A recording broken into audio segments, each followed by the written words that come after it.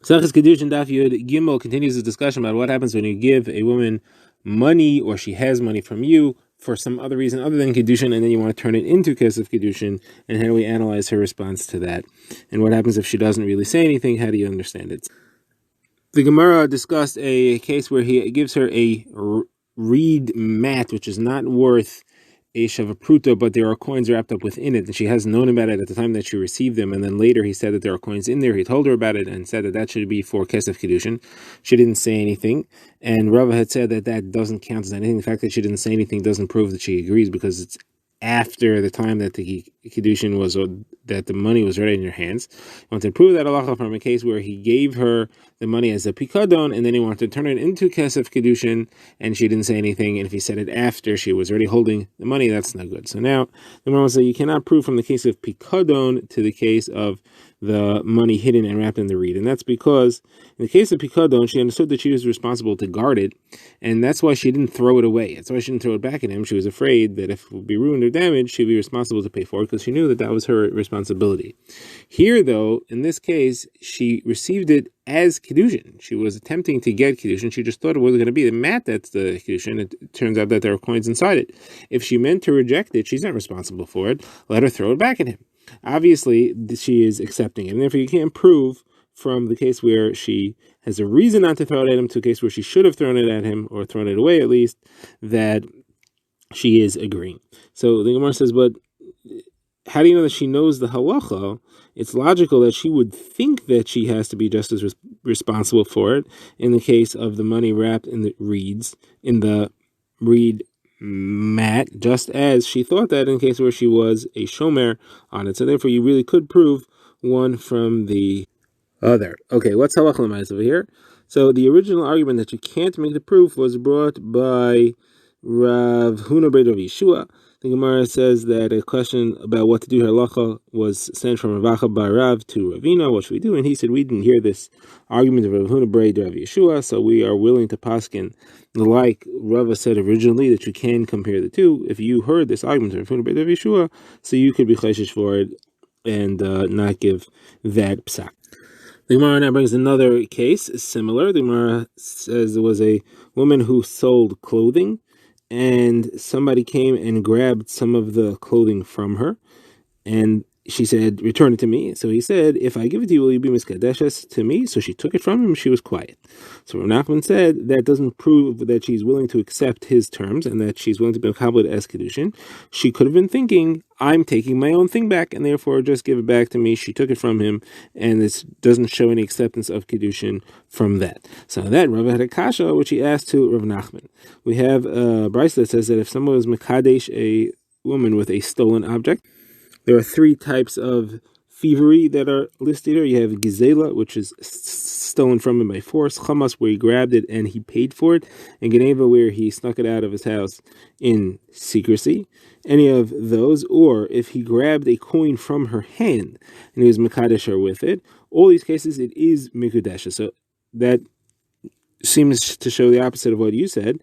That Rav Nachman said that it's not mikudeshes, that it doesn't show any acceptance of it. So the Gemara answers that's different, because over there they were discussing shidduchim. They had already arranged that this is what they were planning to do, and there was a conversation about it. So the Gemara says, how do you know that there's a difference between if they were discussing it or if they weren't discussing it? So the Gemara brings a brayso from which will prove with somewhat complex cheshbon a different opposite psak. And the only way to resolve the two is to say that one there was discussion and one there was no discussion. What's that brayso? So the Gemara quotes, if he says to her, take a sellout which I owe you, and then later he said, you know what, the sellout I gave you before should be Kiddushin. So it depends if he said it at the time, what's called b'shas matan mois, the time that he was being given to her, or if he said it later. If it was at the time that he was giving it to her, then it depends what her response is. If she agrees, if she's ratzasa, that is, she wants, she's mekudeshes. If she does not want, then I'll explain what does not want looks like, and that she is not mekudeshes. If, however, if it was after the time that it was given it to her, then it's no good. Even if she says she wants, it doesn't work because it was not given to her b'teras kedushin, and it's too late. So now the Gemara says, let's focus here. We said that if he says to her at the time that she receives it, if she wants, it's good. If she doesn't want, it's no good. Now, obviously, no one needs to tell you chiddush that if she says no, that she's not mekudeshes. Hare, she said no. So what is the Mishnah talking about? Obviously, it's referring to she didn't say no, she just didn't respond. She was quiet. And it means to say that if she said yes, then she's Mekudeshes, and if she didn't respond, then she's not Mekudeshes. What's the reasoning? It must be because she's probably thinking, and she has the right to think, I'm taking this and I'm taking it because it's mine and I don't need to respond. So that's the same thing as the case where the guy gave her something that he grabbed from her and she didn't have a need to respond. And yet over there, the psak we said was that if she is quiet, then she is Mikudesha. So it's a contradiction between the two as to whether when she takes something that belongs to her, if she has a right, if she is obligated to answer, or if she's quiet, does that show that she's agreeing or not? So the answer is one must be referring to where there was shidduchin, meaning they were discussing it in advance, and one was referring to where they were not discussing it in advance. Says the Gemara, slightly new subject. The Gemara says when Rav Asi was sick and he was about to die, they called all the Chachamim together to hear the Torah that he said over in order that it shouldn't be forgotten. So one of the Chachamim named Rav Yaakov spoke and he said, this is what Rav Asi used to say, name of Rav Mani, just like a woman is not miskadeshes with less than a shavar pruta, you also can purchase land with less than a shavar pruta. They asked if there's a brisa that contradicts that and it says you could be you are able to purchase land with less than a shavar pruta. The Gemara answers that was referring to chalipin. We have a brisa that says you can be a kaina with a kli even though it doesn't have a shavar pruta, meaning you could do chalipin with it because that's just a transfer that is significant, not the value. Then the Gemara says further what was discussed there at that meeting. So Gemara says Rav Yehuda says name Shmuel that somebody who does not know tiv gittin v'kedushin, meaning he's not clear in the halachos of marriages and divorces, should not have anything to do with them because he can create a tremendous disaster by creating or destroying marriages incorrectly. And on that, Rav Asi said and Rav Yechanan that it is worse for the world than the generation of the Mabul. Why? So we quote a pasuk in Hosea. It says, "Olei v'chachesh v'ratzeach v'ganoiv v'na'oif paratzu v'damim b'damim nagau." So it's referring to all these terrible things. Olu kachesh ratzeach, cursing, lying, murdering, stealing. Na'oif is adultery. Then it says paratzu v'damim b'damim nagau. What's that? So the Gemara says that Rav Yosef was an expert, translated that as getting married and having children from the wives of their friends and adding sin upon sin. And then you have another pasuk that says Al Kain te'eval ha'aretz v'umal kol yoshev ba b'chayis hasada v'oifa shamayim v'gam degei hayam yaseifu. That's the pasuk comes immediately afterwards, saying that the disaster of all this is it causes mourning on all of the earth and everything that lives within it, the animals of the fields, the birds of the sky, and the fish of the sea. But in the time of the Mabul, it did not affect the fish in the sea. It was only everything which lived on the land. So you see that therefore this pasuk and everything it's describing is worse. So therefore within it you have marrying someone else's wife based on a mistake, of course, that was made brings korban worse than the Dar Mabul. So the Gemara says, well, maybe it's only referring to the entire pasuk together if somebody did all of the averos that are listed in there, not for each one separately. So the Gemara says no, because it says somewhere else, it says in Yirmiyahu, it says Kimipnei Allah of Laharetz, because of this swearing falsely, that's enough to cause mourning in the land. So that one thing is enough to cause this problem. That one thing itself is enough to cause this. So you see, one individually can. So well, maybe that can, but not anything else. That is one of the things mentioned in the pasuk. It says Alei v'chachesh. So the Gemara says no. It doesn't say uparatu v'damim b'damim nago, which means that itself is separate. It says paratzu, to show that it is each of them that is weighted equally, and you can't have one alone and all the other ones together as a group. It's each one individually that has that. Now the Gemara brings the third thing which was said in the name of Rav Asi on this occasion, and this is a discussion of shibuda deraisa or shibuda lav deraisa. Now shibuda means that a person's property is a guarantor of money that he owes. If he owes someone or something anything, is his property guaranteeing that? Is it a security that can be used to collect that obligation? The Gemara is going to discuss whether it is an obligation when there is a shtar that is written that gives it as an obligation. That the Gemara assumes there's definitely an obligation if it says so in the shtar, so that it's clear, there's nothing to discuss. The question is, what if there's no shtar? What if it's an obligation that is oral? So the Gemara is going to talk about two types of obligations. One is a loan that was made orally, so there's no written obligation. And the other one is if you have a chiyuv that is in the Torah. So first, the Gemara speaks about that. An example is a woman who gave birth, and now she has to bring two korbanos, a chatas ha'oif and an oilas ha'oif. So what happens if she brought the chatas ha'oif, and then she died before she got a chance to bring the oilas ha'oif? So the question is her property obligated to bring it, and therefore the people who take over her property, meaning her inheritors, do they have to bring it? So the Gemara says some machlokes. The first opinion is Rabbi Yehuda named Shmuel, who says no, unless she already set it aside to be brought in her lifetime. But otherwise, her property is not obligated. This is what we call shibuda lav da'iraisa. And Rav Asi quotes Rav Yechanan, and this is why we're bringing this here, because it's Rav Asi who says that even if she did not set it aside in her lifetime, her property is obligated to bring it, and therefore her inheritors do have to bring that. The Gemara asks, we already have this machlokes elsewhere in a case of a loan, which is not a Torah obligation. So why do we have to repeat it? The Gemara quotes that machlokes. We have Rav and Shmuel against Rav Yechanan and Rish Lakish. Rav and Shmuel say that if you made a loan orally, then the inheritors do not have to pay that. And if you sold property, the people who want to collect can't collect from the person who bought the property because that property is not obligated to this, which we call shibuda lav da'iraisa.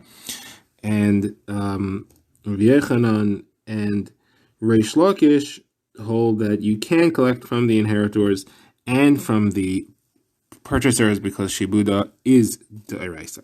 So the Gemara explains the reason why you have to say both of these cases is because it's much more logical that a Torah obligation counts as if it's written in a shtar. The fact that it's written in the Torah counts as if it's written in a shtar, and therefore I would think that it's more logical that you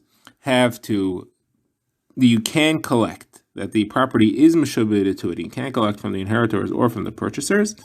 And there you have to tell me both opinion. If you would only tell me in the case of the Da'iraisa, I would think only there is the machmir because it's in the shtar, but in the case of the loan, you're mekel. If you'd only tell me in the case of the loan, I would think only there is the mekel, but in the case of the Torah itself, he's machmir there as well. Now what's a halacha l'maisa? So the Gemara quotes Rav Papa, who says that the halacha is that a milveh al peh, that is an oral loan, is collected from the inheritors, but not from the purchasers. Interesting split. Collected from the inheritors because we hold shibuda da'iraisa, and the property is obligated to pay it. However, a purchaser has another consideration, and that's it. That purchaser meant to know that the property he's buying is mortgaged to this obligation. And if he was not supposed to know that, then you can't take it away from him. And since he can't know about a loan that's orally, if it's not written in a shtar, how is he supposed to find out about it? Therefore, he does not lose his property in that circumstance. The Gemara now starts a new sugya. It refers back to our Mishnah, the first Mishnah in the parak. And we had said that a woman reacquires herself, that is, she leaves the obligation of the marriage through the death of her husband. The Gemara says, how do you know that? How do you know that just because her husband has died, she's now permitted to marry everyone else? Maybe the Isser stays on her even after the death of her husband. So the Gemara gives a number of different approaches before it settles on a final approach as to what the source for that is. So the Gemara first wants to say that it's logical. The husband is the one who created the Isser. He made her exclusive to him by giving her Kiddushin. So when he's no longer around, that exclusivity should end.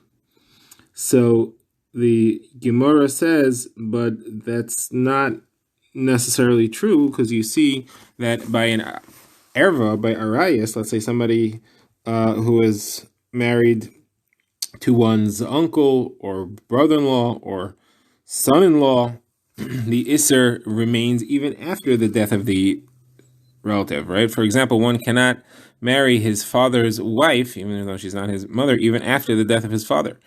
Even though he created the Isser outlives him himself. So the Gemara therefore looks for another source. The Gemara says, okay, maybe it's learned from the halacha of Yibum. Yibum, it says that the Yavama, when she falls to Yibum, is forbidden to everybody else. It seems to indicate when there's no Yibum, such as if her husband died and left children behind, that she's permitted to everyone else. The Gemara says not necessarily.